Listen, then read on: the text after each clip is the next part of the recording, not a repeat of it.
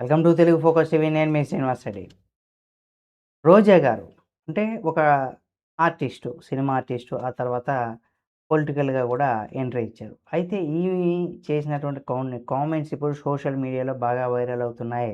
తిరుమల లడ్డూలో జంతు కొవ్వు కలిసిందంటూ కూడా సీఎం చంద్రబాబు నాయుడు, అలాగే డిప్యూటీ సీఎం పవన్ కళ్యాణ్ గారు చేసినటువంటి ప్రచారం పూర్తిగా తప్పుడు దుష్ప్రచారం అనేది కూడా సుప్రీంకోర్టు ఆదేశాలతో జరిగినటువంటి సిబిఐ ప్రత్యేక దర్యాప్తు బృందం ఏదైతే అంటే సిట్ బృందం ఏదైతే ఉందో ఛార్జ్ షీట్ ద్వారా స్పష్టమైందని కూడా మాజీ మంత్రి ఆర్కే రోజా గారు అన్నారు.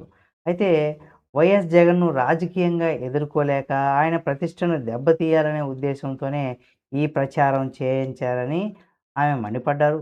కోట్లాది మంది హిందువులు ఆరాధించేటువంటి తిరుమల శ్రీనివాసుని పవిత్రతను కూడా రాజకీయ లబ్ధి కోసం కించపరిచారని కూడా విమర్శించారు.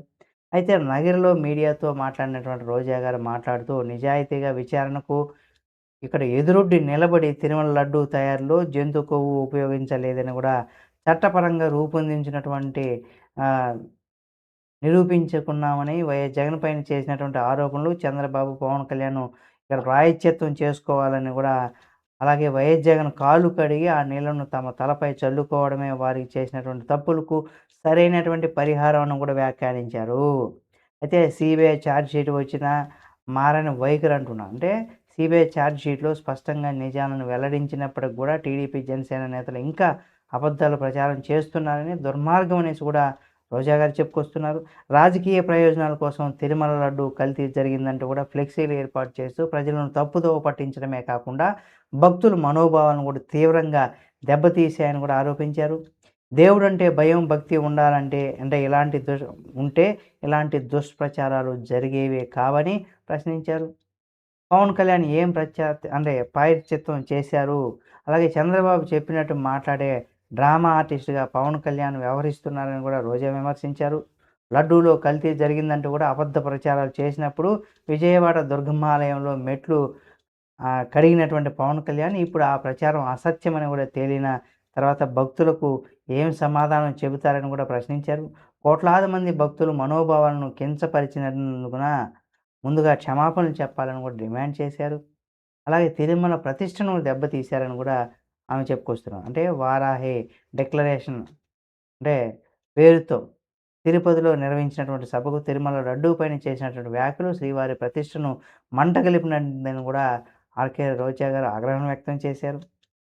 రాజకీయ లబ్ధి కోసమే దేవుడిని వదలకుండా వాడుకున్నారని కూడా ఆరోపించారు.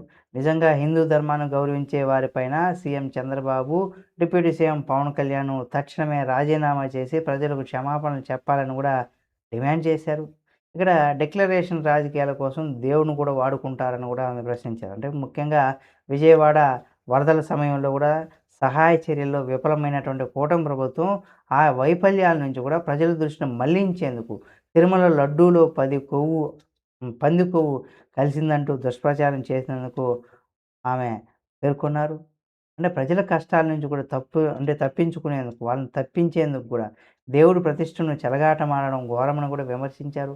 అలాగే ప్రజలు తగిన గుణపాఠం కూడా చెబుతారని, తప్పుడు ప్రచారం, అబద్ధపు రాజకీయాలతో ప్రజలను మోసం చేసిందన్న టీడీపీ, జనసేన పార్టీలు ప్రజలకు తగిన విధంగా శిక్షిస్తారని కూడా రోజా చెప్పుకొస్తున్నారు. మరి పవన్ కళ్యాణ్, చంద్రబాబు నాయుడు రాజకీయాలు త్వరలోనే ప్రజా తీర్పు తప్పదని కూడా ఆమె స్పష్టం చేశారు.